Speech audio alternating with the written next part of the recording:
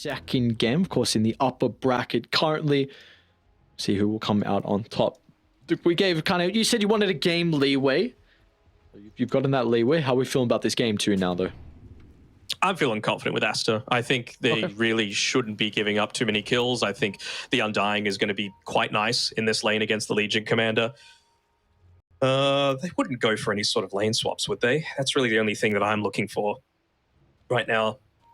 Beyond is together with CTY and ZZQ on this bottom lane. They don't have an observer ward to scout out any sort of Aster lane shenanigans. Doesn't look like they'll be dropping it there anyway. I think this game is pretty heavily on Ice, to be honest, right? Like, if he's able to get a lot done with the Phoenix, especially considering the buffs, you know, everything ticking a little bit faster, the Sun Ray onto, you know, some of these big right clickers, especially the Morphling, you might not focus as much on healing up your team, more so on the fact of just reducing the damage of someone like that Morph that does rely so heavily on his right clicks to be able to get stuff done. Yeah, and to kind of continue with that point, I feel like, would you agree that you think as a whole, Team Zero have a better lineup in regards to team fights?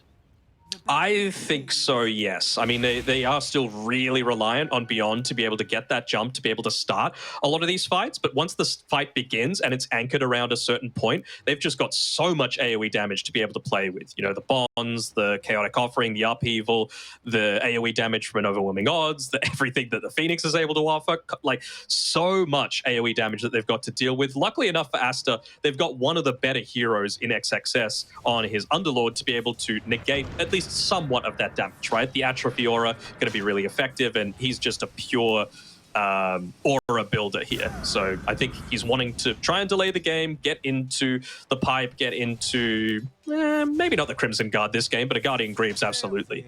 Anything that they can do to be able to remove a lot of these debuffs is going to be really effective.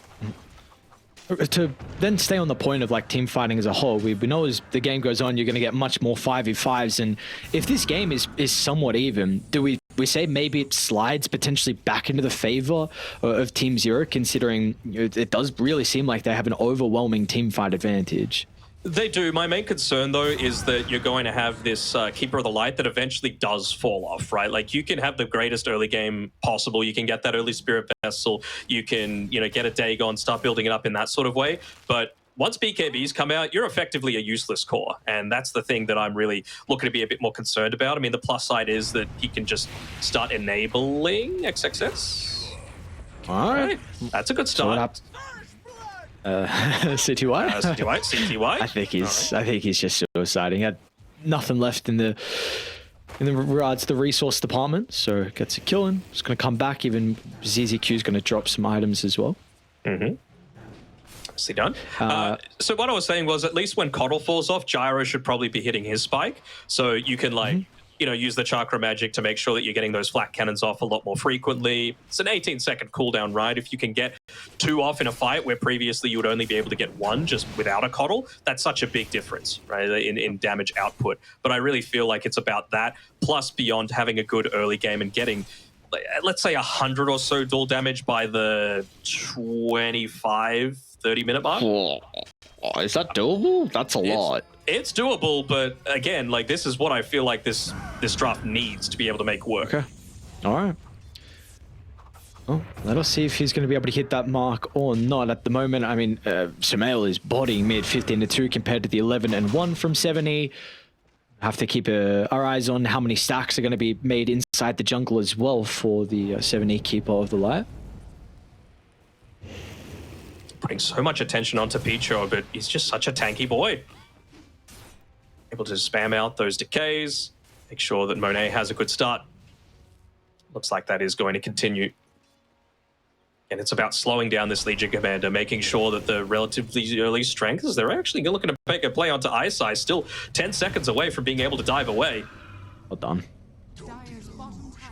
Really nice timing of that play from Ass. I mean, you see, as soon as the 3-minute mark was up, the 3-minute interval, drop the Tombstone, get the kill, able to get the Lotus as well, which, I mean, of course, we've had this around for a while, but of course has a lot of gold value inside the lane too, so quite impressed the timing with them to make the go.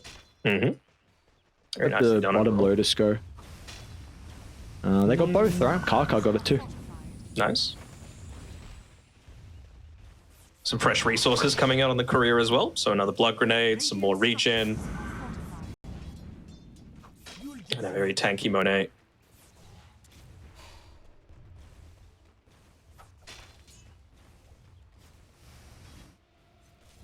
So my big thing is like playing around 70. I think that's going to be the big thing, right? He's going the boots of travel first, so really wants to be able to make those early-ish rotations without getting punished by the Pango. And he wants to be able to like open up the map a little bit. Just being able to put some early damage onto these tier 1 towers feels pretty damn significant. But again, the plus side of being able to pick a hero like the Morphling, especially on the Dire side, is that you've got that Mighty Minds buff. So Morphling doesn't really rely too much on using spells to be able to get a lot of this farm happening. So he could just sit there, have that 7 regen, and just be farming happily away.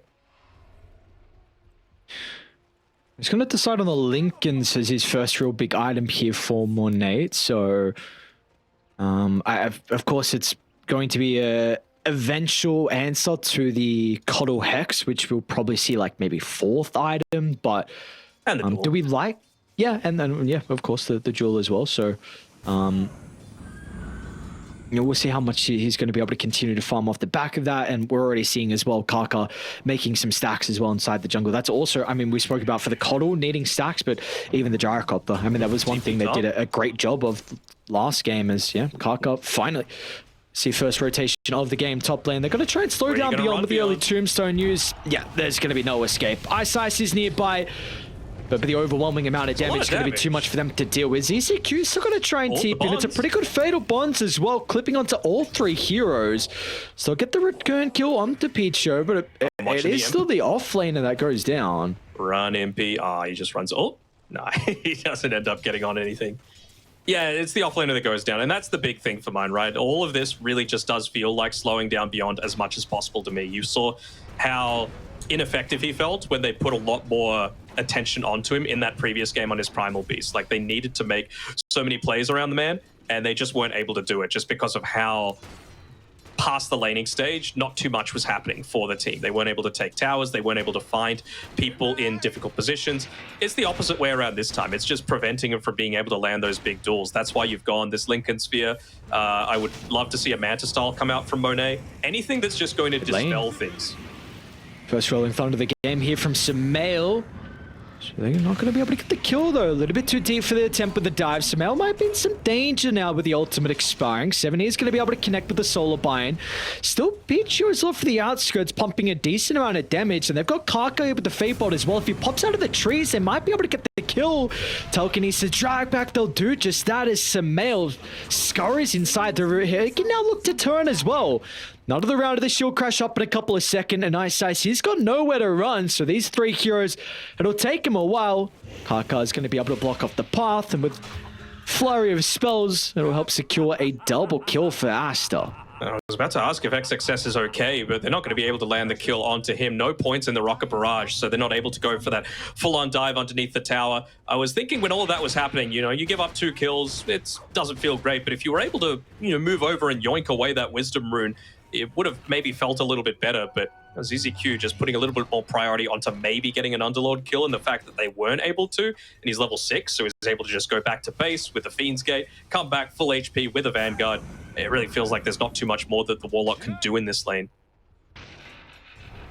And nor the Gyro, to be honest, to be able to shove him out. And this is a very interesting adaptation, and actually something I was hoping to bring up last game. Didn't really get the chance, but this is a different item build that we saw from the Gyrocopter when this hero was kind of in meta. There was a couple of choices, right? You would rush the Scepter, or you could go the crit stick with how cheap it was. And this got reduced in gold even more in the latest patch, which I think is going to make this hero even more viable, which is having a different couple of options in regards to some of your items. I'll hold that thought, because back inside the river, ZZQ, he'll steal the room, but of course it's going to cost him his own life, unfortunately. Sumail actually going to have some difficulty with the fresh health thanks to the Illuminate, so he has to stick around a little bit longer than he was hoping for to help bring him down. And as a result, Team Zero, we're going to be able to find a nice rebuttal. 70's even going to look over to Pichio, but he's not going to feel he has the damage to get that Undying kill as well. Yeah, I mean, I do like the crit stick as they make another play onto XXS. Again, though, I'm not sure if they're going to be able to do this. How long's the Spirit Form got left? A little bit. They're popping everything. Can they get him? No, Rocket Barrage going to prove to be an issue, and just survives. Slither of health makes it out, and even ZZQ TP down as well. So you're probably going to be able to get a tower as a result of this, or maybe not, but the Fiends get back up. Not giving it up. Yeah. He knows that they've expended everything. They have no Spirit Form, they have no mana on the Coddle, they have no cooldown, they have no Rocket Barrage. So what is there really for him to be afraid of? And even with all the action that we just saw mid lane and bottom, yes, it's dragging some heroes away from top, but beyond is continuing to struggle. This Legion commander can be known as a bit of a lane dominator, but not when the Morphlings has had this good of a start. Monet, about, what, 1,300 net worth over the Legion commander. It's not going to stop anytime soon unless the Coddle is able to have something else to say. I mean, they didn't really make it easy for him, right? Having an Undying that you're playing it into, and then Monet, of course, being able to play this Morphling that we called pretty early on, right? Up against the Gyrocopter, it feels great, and I mean, it really does make the Morphling, who's a dominator of melee matchups, really feel a lot less effective. And I mean, even he's going into the Blade Mail. This is the sort of item that you go against your Terrorblades, your Medusas, and your Morphlings, just those big right-click damage heroes to turn their biggest strength against them. But by the time he picks it up, Monet's going to have that Lincoln Sphere, and they don't have an easy way to be able to pop it outside of like 7E having the Spirit Form and a really long-range Blinding Light. But, sorry, and the Mana Leak, whatever it's called. Yep. Solar Bind, that's the one. There we go, there we go. Third time's the charm as Aster. A little bit too late with the smoke to try and protect the tower. They're going to still try and move bottom to try and get a kill, and they should be able to get Ice. Fresh Diffusal Blade. Still going to be able to dive inside the river. Sunray as well to get some separation. Smell, does he want to hunt for the kill? We'll be off the mark with a swashbuckle, but nonetheless, it'll be a long chase down. Yoink it, Will be rewarded.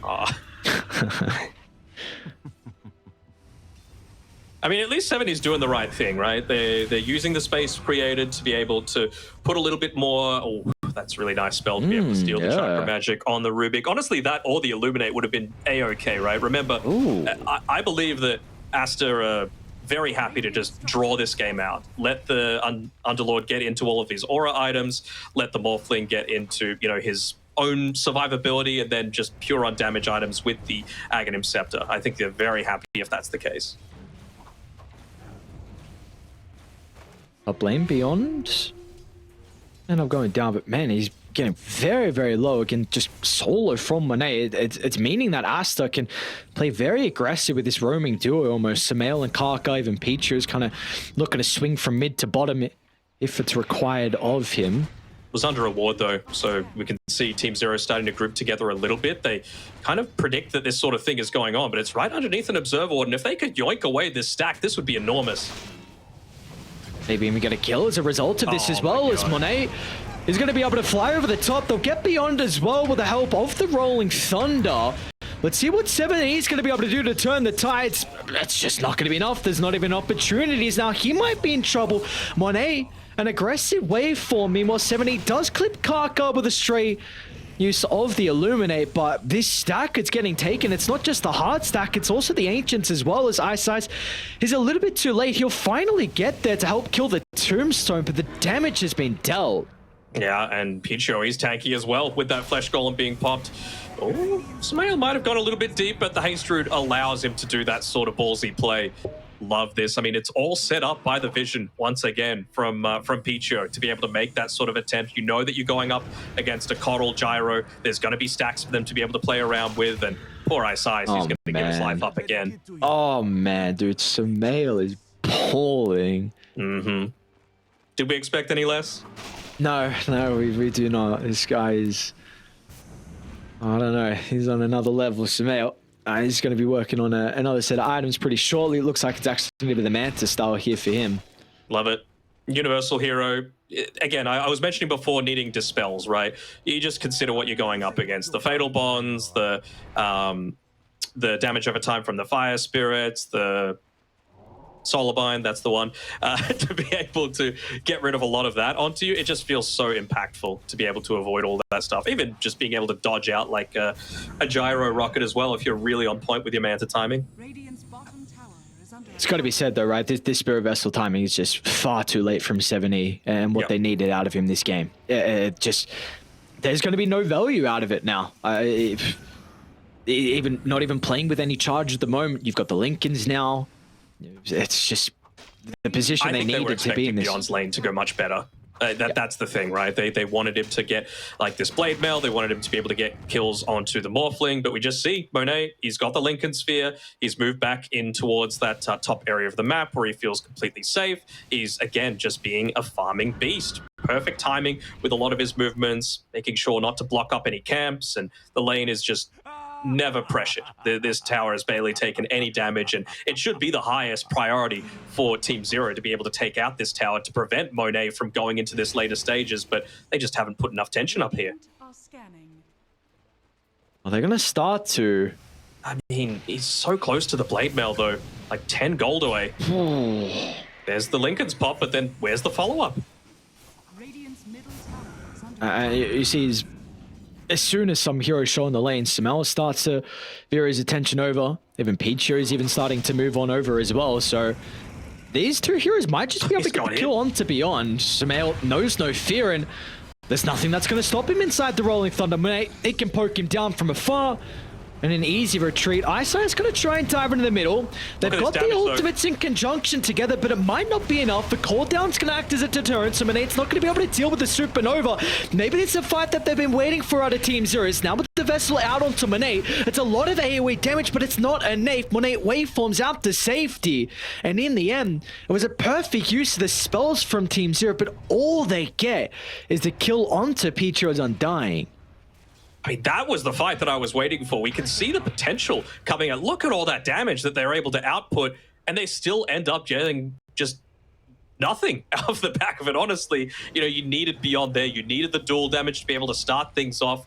You needed to make it an uneven fight. I mean, perfect spellcasting coming from the supports, but it's just all for nothing. And this is without the pipe. It just got delivered to XXS. So they've just got even more strength now to be able to just keep pressing on forward, playing effectively around that 15-minute siege creep as well. So another lane is just easier for them to be able to make plays with. My woes grow light as a feather. Yes, the silver lining is CTY is still incredibly farmed. He's got that set now completed. Even Spark of Courage going to feel quite nice. So I have to wonder, like, what sort of item is he looking to go for next? Just because, again, if you're going in an Aghanim Scepter on Monet, who's getting a little bit of harassment up here, you still get benefit from a lot of these passives, right? So something like if you go into a Daedalus, that's actually going to benefit the Morphling a little bit more. So Butterfly, same sort of thing. BKB, I don't hate, right? It's going to allow him to take fights a lot more easily. It means that the Rubik, the Undying, honestly, even the Pango and Underlord, not doing all that much for him. So I think he needs his damage, he needs the farming output, but he also needs to be able to contribute to a lot of these fights without worrying what Morphling's going to be able to do to him. Oh. First duel, but good Jewel and Rolling Thunder. Yeah. And they're actually coming in on Aster. XXS going to move in through the rift. Even Pichu is going to swing on over from the north. This is not the fight they were hoping for from Team Zero, especially when they started with the pickoff onto the Phoenix. So again, it's very awkward science here from the boys on Radiant. It is. I mean, that's really not the duel that you're hoping for, right? When he's already in the Rolling Thunder, where's the damage going to come from to kill him? It needs to be the Gyrocopter, and CTY is just not ready yet. He needs this BKB to be able to reliably commit. At least Monet was forced to deny his tier 1 tower up on the top side, so maybe this is now where you can make these sorts of plays happen, but you just see they've taken all tier 1 towers now. Samel's probably going to shove at this next wave, but it might even be a Roshan, yeah. You got the Flesh Golem. Radiant's top tower is under attack. It's just... This is not looking good. Is what it is. Yeah, without a doubt, it is for the boys on Aster. Very, very clean Dota from them. 8,000 net worth lead. You're about to have an Aegis, which... Do you give it... I mean, Samel's he's closing on a Satanic. I was going to say, do you give it over to him with the Aegis? I don't know if he needs it. I mean, maybe now that you've lost your tier 1 tower top, Monet can be like, you know what? Not safe to go here. Let's start to play down in scarier territory. And we can just see he's already TPing down towards the bottom side. The first time that he's done it for the entire game. So love the fact that he's going into this. I believe, has he got Manta coming out to him now? Or has he just stayed at the Yasha? I think he just stayed at Yasha and he's gone just BKB, which, you know, I don't hate. Really feels like he just wants to not care about the Coddle, the Warlock, and the Phoenix. But, you know, I was expecting a, what did I say, 25, 30-minute, 100 or so dual damage. Beyond has 0 at this point. That is the biggest issue right now for Team Zero. That, and just not being able to use this Boots of Travel to be able to connect and make a lot of plays on 7E. That's really where I think a lot of the movement needs to start happening. You'll take any dual damage, just to be able to get some Spirit Vessel charges as well. The only reason he's got 1 now is because he died previously on the Coddle.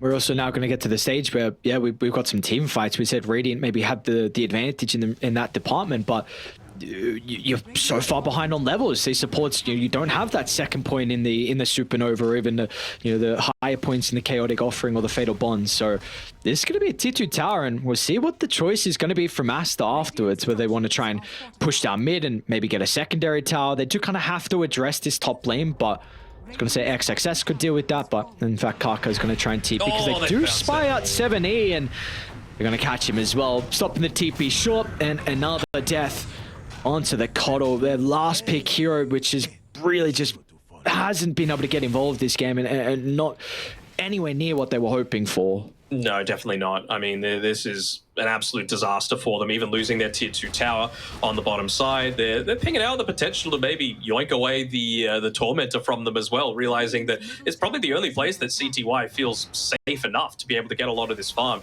They're actually going to pick it up for themselves. I mean, it's a nice bonus, for sure, to give over to the Phoenix as long as he doesn't die. I don't know if they can do it.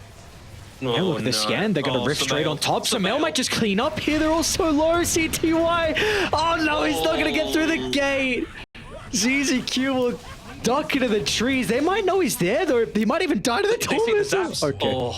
All right. So, Kaka gets the Ag Shard, but of course, that is a death onto CTY, which, I mean, Team Zero, they're going to try and smoke now, 4v5, but the resources, they're still very high from Ash, so this smoke, I don't think you can take the fight with it. Beyond, he's going to try and jump and go for Peach here, but the pipe's going to be activated. Can they even get the kill? They will. First dual victory of the game.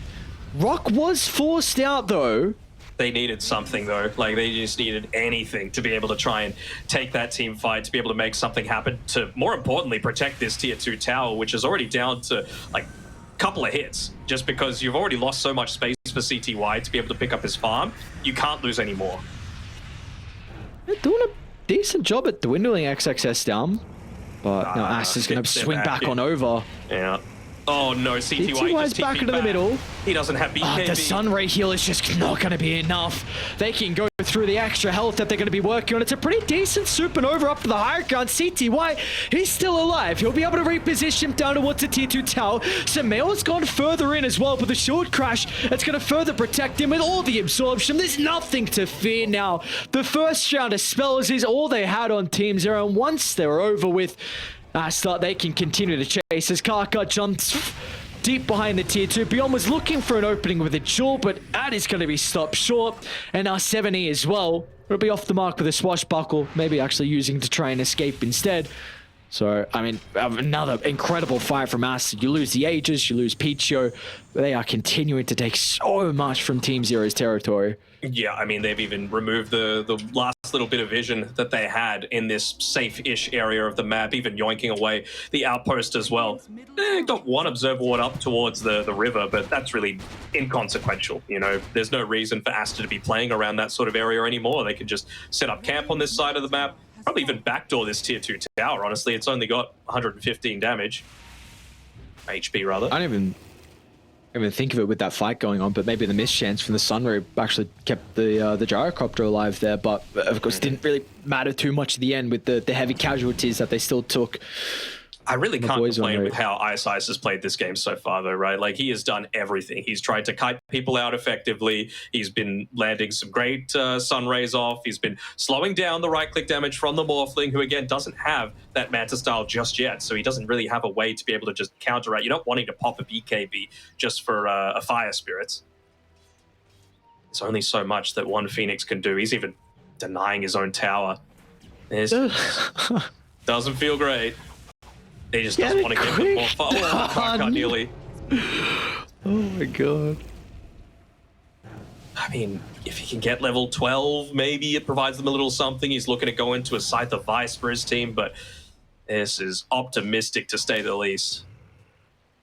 Level 2 duel available. BKB finally picked up for 7E, but it's around the same sort of time that Astra hitting all of their item timings. You've got a Greaves, you've got a Pipe, you've got an Atos on the Underlord as well. Blink Dagger, Glimmer Cape, they're so damn survivable on Astra right now that it really means that this heavy teamfight lineup on Zero isn't going to be all that effective. We've seen the potential for it. We've seen all the damage that they're able to output, but they could just heal it all off. Nice tank of the smoke though from ZZQ. So it is, I mean, I guess what are they really getting? Beyond being able to farm top, you do have 70 getting this wave as well, but it's not a core that at least dies. Monade is gonna act as a bodyguard inside this triangle, forcing out the BKB out of CTY. They're happy enough. It's going to be used early on. He'll be able to make it back to the high ground. Monade's going to continue to charge up. They'll find the jewel with a Supernova. This could be a decent fight for the boys on Radiant. It's going to end up popping if they got extra stuns to stop the waveform. Monet able to get further over the right side, but the reinforcements are starting to funnel into the area. They just didn't have a Spirit Vessel, man. That was the issue. They weren't able to stop Monet from getting all of that back. There was just no charges remaining. He was able to pop the BKB just in time as well. So, I mean, again, it's another one of those fights that felt like a lot went right for Team Zero, but they just don't have the tools to be able to stop them from just reducing all of this damage. And they're going to try and smoke, but it's a smoke on two different fronts, I guess. Yeah, I mean, two heroes are going to go bottom. The rest are playing around top where they know Ice is inside the tree line. And they're actually going to try and have a crack at the high ground here as Karka jumps on over. Attempt on the Ice, like you mentioned, has been pivotal for the boys on Team Zero in some of these fights. They weren't able to bring him down, though. I mean, Samael's just acting as that guard on the front lines, right? He's crazy. So tanky. Top of the net worth still. And with how active he's been, is actually kind of nuts. 17 out of the 20 kills so far. And he realizes the most important hero to be able to lock down. It is that Phoenix. And they'll get him. Even with the use of the pressed attack, it's not going to be enough. He does have a buyback out of Ice. Supernova's still down for another 35 seconds, though. But, I mean, how are you killing any of the cores? You're not. They're all going to try, actually. This is looking decent. A lot of damage, but there's the Tombstone. Peach here with a save once again.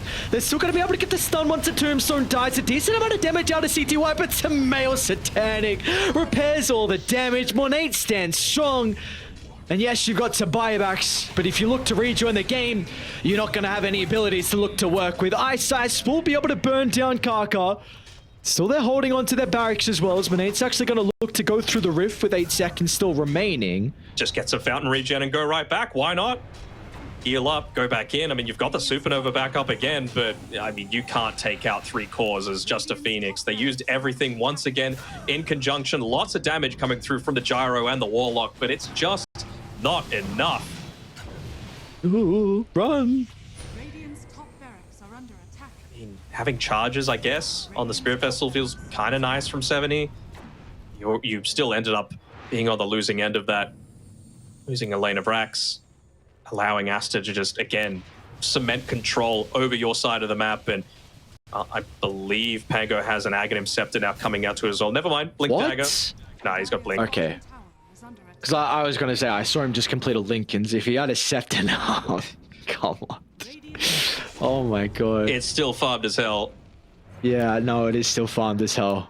What a back-to-back game, Samael being able to follow up with. So his Ember Spirit was a big reason why they're able to win that. And yeah, I mean, beyond God, like 12, 1, and 10. With a shield. I mean, if the man was like being able to stand on the front lines before, what now? With a shield root as well, giving him an additional 1400 HP to be able to play with. And then when that's gone, Satanic. And then he's also got an Elven Tunic for some mischance. And he's got some protection with the Lincoln Spear. And he's got an Underlord to keep him healthy. What more could a man need?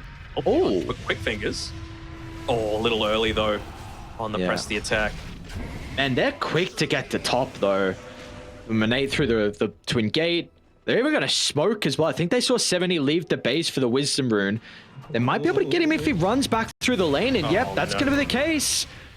Oh, he popped BKB. Yeah, I mean, he had to try. I guess he had buyback, so maybe he didn't. But And look at CCQ just trying to push in the mid lane with the upheaval shard. It's not going to be enough, though. You'll have to TP back, but they still just don't have a way to open up the map and force them back quickly enough. CTY, he knows it's rapier time. He needs to try and look to go into it, but he's still a good one item away.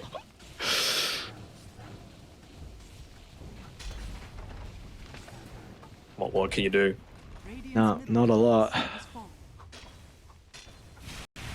See, Aster dominance and Mayo. He's having a good time. It's can't blame him when he's in this position where the boys are playing with so much freedom as well. I mean, even if the LC is able to land a lot of these duels, you've even got Kaka with the Aether Lens and a Yule Scepter to be able to provide that extra safety. They're going to try and make the attempt, but it's going to be a difficult one to bring down with the Morphling, especially with the backing out of the Underlord. Sustained Samael as well is making all the chaos they need to have that successful retreat. And like you said, every single spell was committed. How do you defend next creep wave coming in? You don't. Simple as that. You do not defend, and you didn't even need to use the BKB there on Monet. So he's still got the potential to be able to dive in. He's got the waveform attacking targets as well, and well, you don't even have a tier 3 tower to be able to help defend.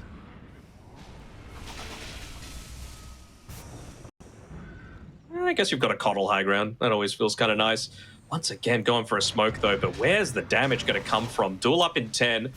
Flak cannon up right now, and the cooldown, but no BKBs for them to be able to play with.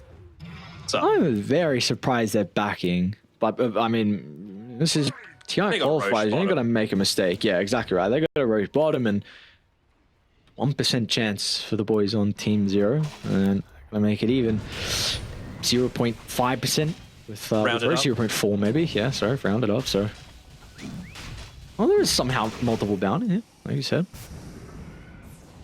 So I don't know. A lot of bounties. 7. Yeah. Able to just take 5 because they just haven't gone to this side of the map. They've had no need to. It's a nice little injection of gold. I mean, they're going full on Scythe of Ice spam here. 70 looking to pick one up for himself. Phoenix, same deal. I think they just want to try and kill Pango, but again, they've got the Lincolns. They've got other ways to be able to save them. And you talk about that cast range as well on Kaka to be able to land a lot of these big spells. He's even got the Spirit Form, so it gives him an extra 250 cast range on top of his Arcane Supremacy and the Aether Lens. So man is basically 2 screens away. He's able to steal spells. Come back, my friends. Well, at least they scanned, so they know they are inside the base. Oh, they're gonna go into a T4 tower. Beyond thought it was safe. Not to be, though. They're slowly Still popping spells as well. Stolen Chakra. What a beast peach, yo. Putting himself far on forward, and that's going to be mega creeps now. And there was no rebuttal from Team 0. Multiple rockets coming into them as well. Didn't even need to go the Aghanims on Monet. Didn't need it. Team did not end up going late enough. He's just looking to use the regular flak cannon to be able to do the damage into this. They're going to try and pop everything, but again, this is the Aegis. Yeah, and they won't even go through the Aegis as well. Monet's going to be able to sustain through it all, and they're going to turn. Supernova's expended along with the rock. Monet should be able to deal with the egg with ease, and that's going to result in a successful series going the way of Aster once they deal with CTY. That's an ultra kill for Monet. Unfortunately, he's not going to be able to get the Rampage to celebrate, but they will be happy with knocking Team 0 down to the lower bracket.